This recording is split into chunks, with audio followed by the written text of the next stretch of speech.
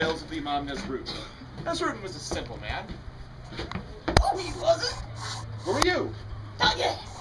Donkey? No, I said donkey. 4 movies, a TV special, merchandising. You don't know Oh, yeah, sure. The old buckets, all the shop building. Okay. Nice to meet you, Donkey. Now, as I was saying, Nasrud was a simple man. No, he wasn't. Simple, that is. Ooh, maybe. Allow me to demonstrate. Your eyes. Howdy. Would you like some chocolate? Some chocolate. Hold on there, mate. I gotta think about this. Hello? Hold on. Hold on. I'm a thinking. More on this side. Melted. Okay. Alright. I made up my mind. Uh, I want chocolate. Too late. Yes. Well, this story isn't about chocolate. It could be about chocolate. Parfait, I love parfait. This story isn't about chocolate. It's about Nasrud finding his path, his life's vocation, an outlet for his natural abilities. A job! Yes! Nasrud's father was the caretaker at a very important religious shrine. On Nasrud's 13th birthday, his father took him aside. Nasrud, my boy. Ah, yes, father. Now that you're 13, I think it's time for you to take over cleaning the shrine. I expect it's spotless. There's a lot of hay on the ground. Not sure how it got here. Anyhow, son, while you're cleaning up the shrine here, I want you to think about what you want to do with your life. You know, where you want to go, what you want to be, Yes, what kind of man you want to be. All right? Yes, father. All right, get to cleaning. Nasrud thought a great deal about what he wanted to do with his life while he created growth. Time passed. It is! You missed camel races, and the jousting, and the boomsticks, and stuff. What you been doing? Cleaning and thinking. Doing that long? About 2 years now. And time passed. Oh, Nasrud, would you like to go to the Olive Garden with me? Don't bother me. I'm cleaning and thinking here. But it's awfully private. I'm cleaning and thinking. You can't disturb me while I'm a thinking. And time passed some more. Hey! No! Huh? What? Ooh, sorry. It's getting wet. Now, well, I think you have done clean enough. I think it is time to just blow this popsicle stand. Blow this. Father! Yes, son. I've made a decision. Hooray! Excellent. That's what, 5 years now? All right. So, Yes. my decision. Yes. Me You and Donkey. and Donkey. We're gonna blow this popsicle stand. We had popsicles? Yes. Why didn't you share the popsicles? What? Wait, No. where's the What he popsicle? means is we need to go out and get fame and fortune. Ah, I see. Good. Excellent. Excellent plan. Give back your breath. What'd she say? Excellent. Where are you going to be going? We're going to Disney World. Like a big hit, and we're going to Disney World. 5 years of thinking, and that's what you come up with, Disney. It's a great plan. All right. I assume that the donkey's going with you? It would astonish me if she did. Well, she is a very astute being.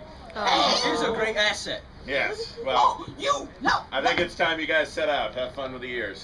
And so, Nasrud went off to find his fortune. Are we there yet? I don't think so. And they traveled. There yet? Well, the brochure I said it was somewhere. I think there. It's over there. See? You're on Disney? You made me walk on his way. You're on Disney?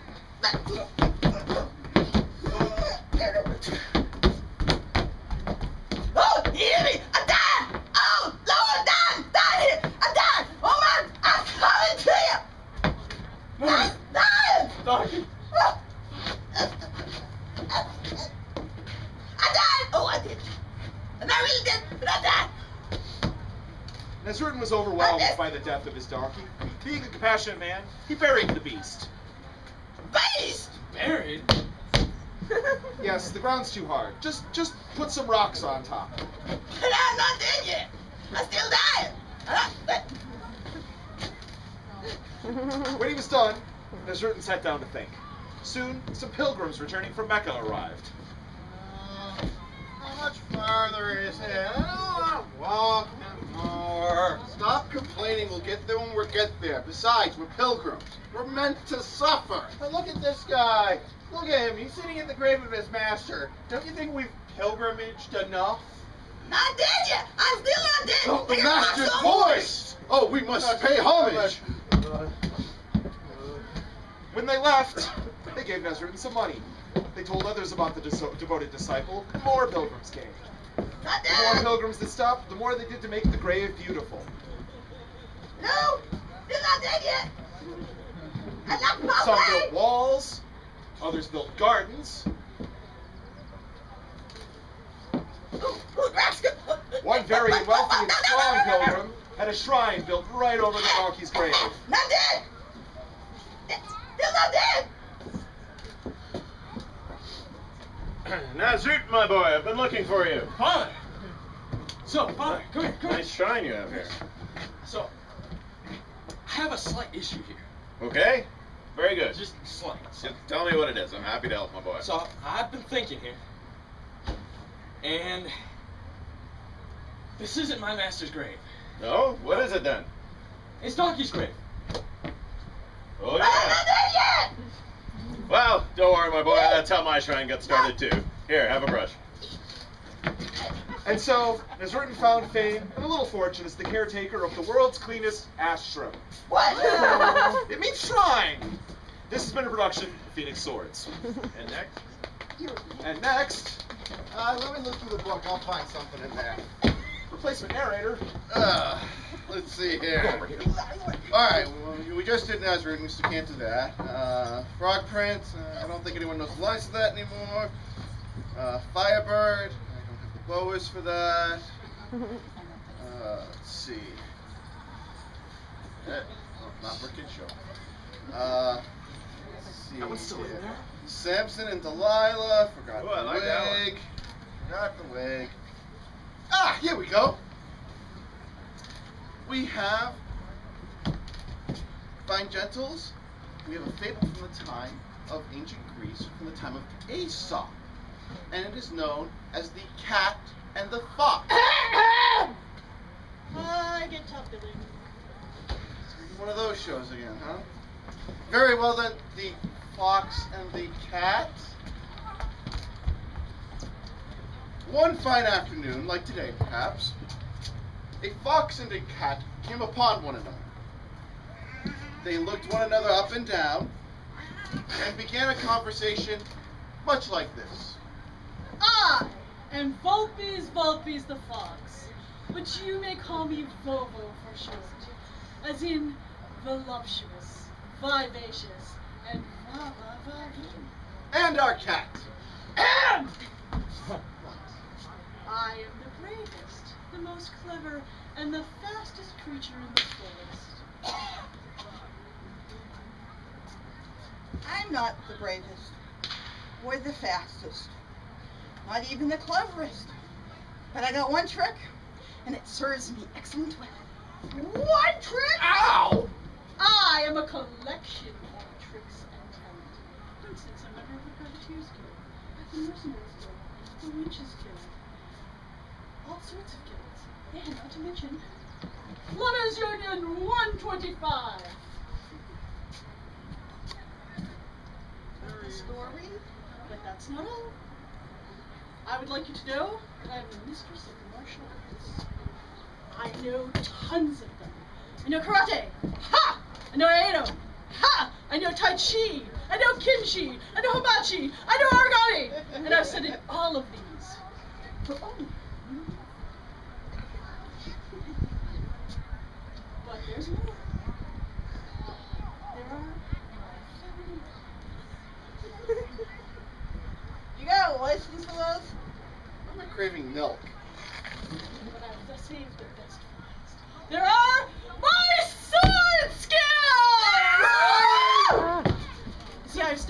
sword, the short sword, the small sword, the stiletto, the falsetto, and the piece de resistance. A sharpened katana that keep in the attic.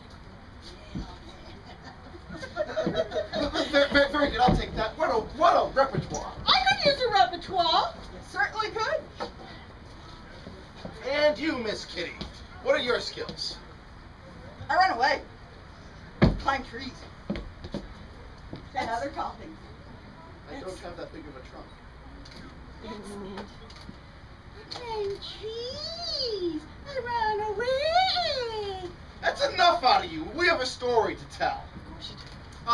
On this fine day, our fox and our cat could hear hounds on the hunt.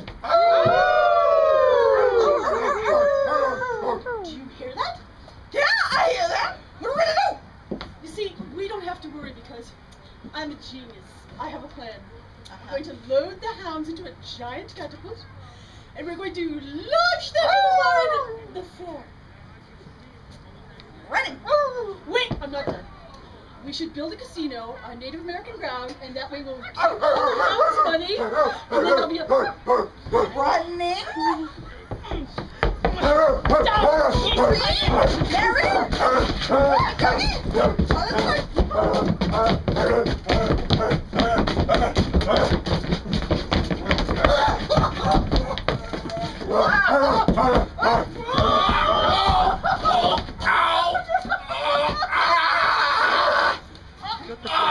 This is why dogs are better than cats. Ow. And the moral of this story is it's better to have one simple plan than a treasure trove of untried tricks. There's another moral. Oh, there it is, yes. If you are being chased by hounds, remember, you don't have to be the fastest runner. You just can't be the slowest. What? It's not. And now for our third narrator. All right, I'm working on it. I gotta get my fancy elvish steel box up here. Trust me. Who are you gonna ask, Leo? Hi. All right, our third story for you today, good people, is going to be that ancient tale of St. George and the Dragon.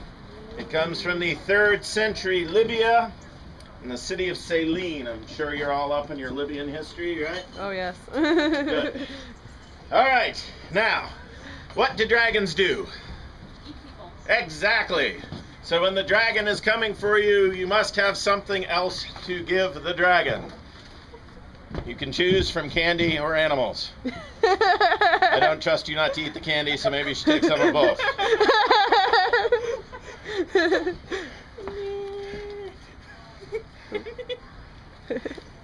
Here, you're not narrating, start giving out things. All right.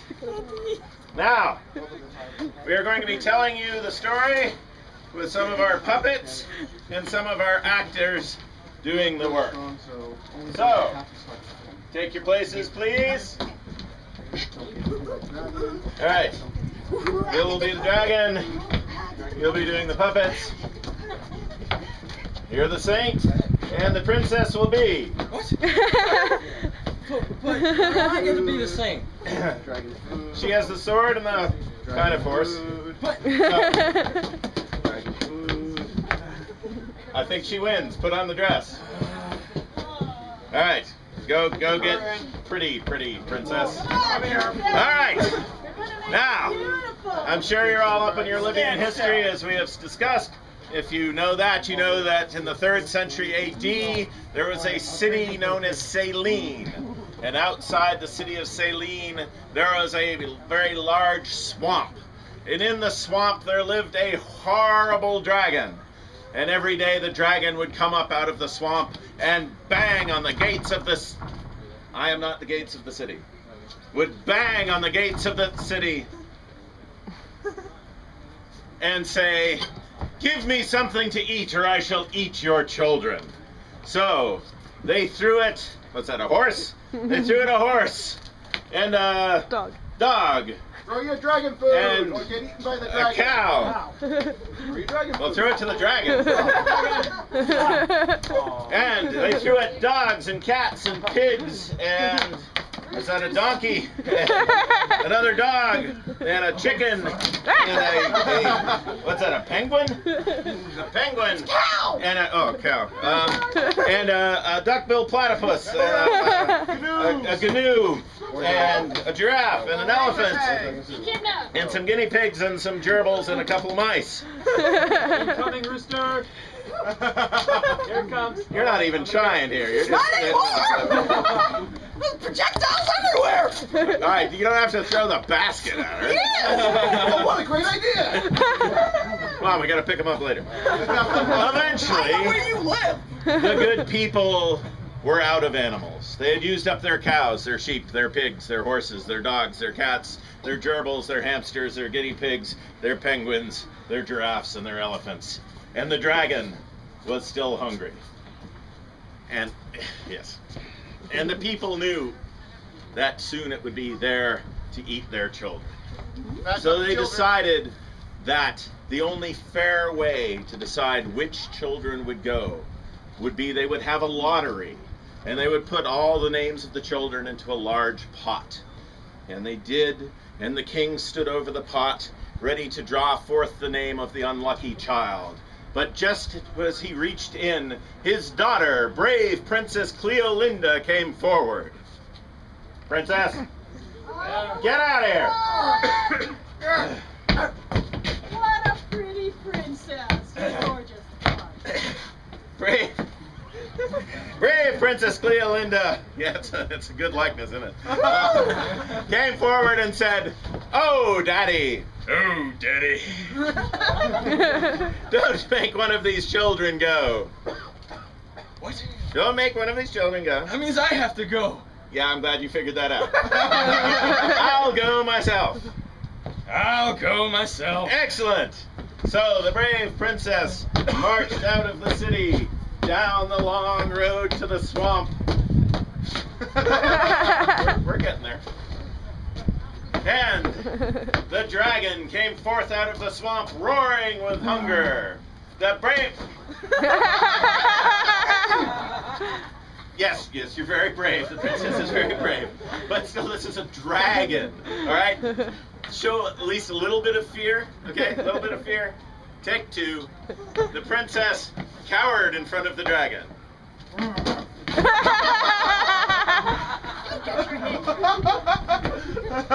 We're gonna make you cower. You ready?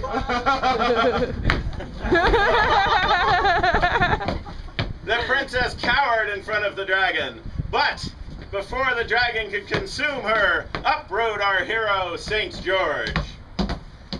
St. George threw himself in between the dragon and the princess, drew the saint's sword, and rushed to defeat the dragon.